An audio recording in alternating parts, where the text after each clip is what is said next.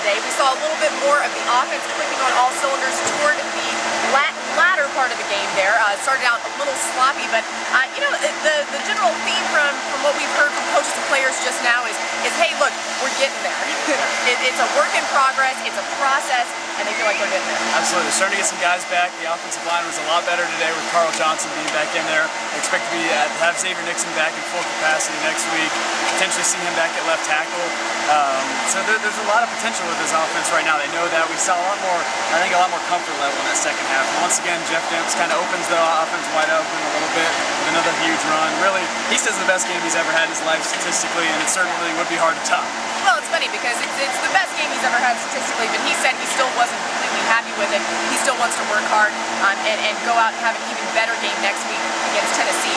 Okay, one thing that was a big question mark heading into this game is which receivers are going to get the ball after not too much diversity there last week. Now we did see Robert Clark had a pretty nice little run thing going on there. Tried to hit him for a touchdown, didn't work out there.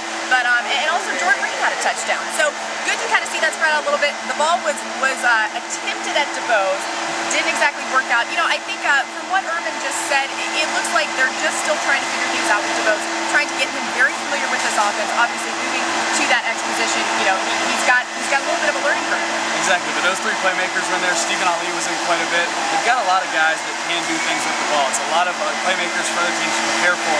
Now it just comes down to execution, actually getting the ball to those guys. You liked a lot of things, like you said. Robert Clark, I was very impressed with him today. I thought he played really well. We looked at each other and we're like, whoa, Robert Clark, what did you just do there, dude? Where did that come from? Special teams as well. Meyer said they had 6 or 7 freshmen on the kickoff coverage unit, and he actually singled out Clark for having for making a great play to stop one, I believe, right out the 20-yard line. So just a great job, I think, by those guys overall. Makes his offense very multiple, but it's still about finding the right pieces to fit in and having the right calls at the right time to make this thing work at its best. Yeah, Jordan Reed told me he felt a little rusty out there. Obviously, coming back from an injury, and he said blocking has been emphasized so much this past week. I'm sure they'll continue to emphasize that. He had a nice block on that Demps run for the touchdown. Absolutely just knocked that defender out of the way.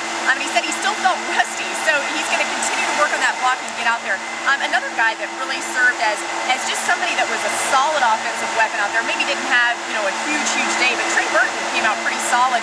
And John Brantley made the comment that, hey, look, this guy will do anything that we ask him to do, and I think that's very respected by his teammates. Absolutely. The definition of versatility is what Trey Burton is to this team. You see him within the quarterback position running the ball. He can probably run some option there, run some tight end, fullback. He really does it all for this team, and they know that, and it makes it even more difficult to prepare because when other teams see him running on the field, they don't even have any clue where he's lining up at. He could be at any position, and again, makes his team even more difficult to prepare for. Okay, on defense, Justin Traddle, obviously a huge pick there, and he said he wasn't going to do what he did last year in that South Carolina game where he tripped over his own guy. And he said, and it was funny because Duke Lemon said that he knew as soon as Justin got that pick, he was going all the way.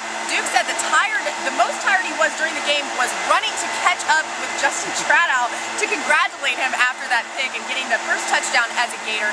Traddle said that, he's been very impressed with freshmen, and he said that despite his great performance, he was really impressed with what he saw from some of these freshman guys like Sharif Floyd, and then you can't forget Neron Ball, Cody Griggs.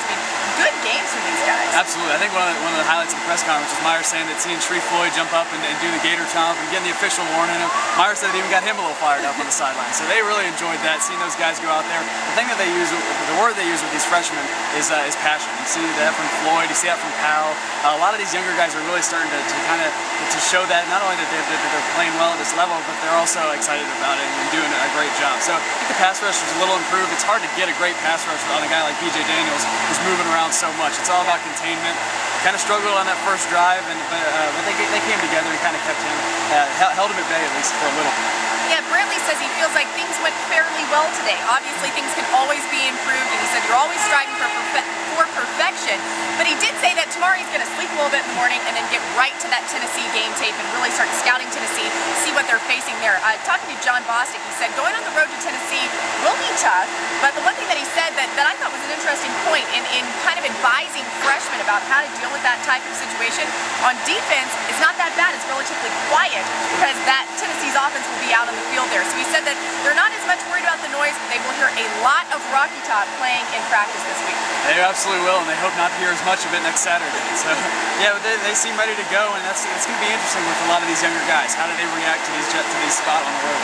All right, Cody, thanks so much, and keep it right here on FightingGators.com for everything you need.